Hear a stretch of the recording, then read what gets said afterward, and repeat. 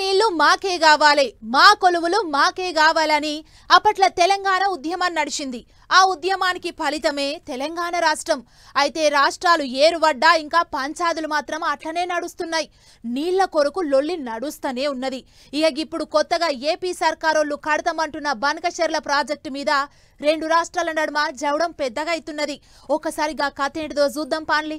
రాష్ట్రం ఏర్పడ్డాక నిధులు నియామకాల లొల్లిపోయింది కానీ నీళ్ల పంచాది మాత్రం రెండు రాష్ట్రాల నడుమ ఇంకా నడుస్తూనే ఉన్నది. ఇప్పటికే కృష్ణమ్మ నీళ్ల కొరకు తాపకోసారి రెండు రాష్ట్రాలకు కొట్లాట అవుతుంటది.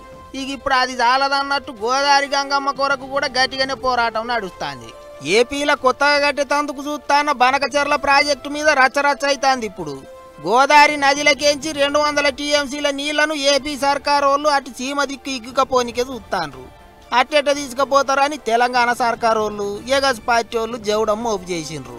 కారు పార్టీ వాళ్ళు అయితే తాపకోసారి చేయి పార్టీ వాళ్ళని ఆడిపోసుకుంటారు. ఏం చేస్తలేరు, మీరు ఏం చేస్తలేరు అన్నట్టు మాట్లాడుతుండ్రు.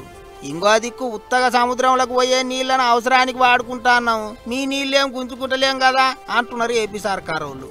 అట్లా అడగాలని అనుకుంటే మరిగా పాలమూరు రంగారెడ్డి ప్రాజెక్టును పర్మిషన్లు లేకుండానే కడతాండ్రు అని ఉల్టా తెలంగాణ సర్కారు వాళ్ళకే సూటి పెడతాండ్రు ఏపీ సర్కారు వాళ్ళు. ఇది ఇట్లుంటే నీళ్ల పంచాది మీద లొల్లి గట్టిగా చేయాలి, తెలంగాణ సర్కారు వాళ్ళని ఇరకాటంలో పెట్టాలి అన్నట్టు చూస్తున్నారట కారు పార్టీ వాళ్ళు.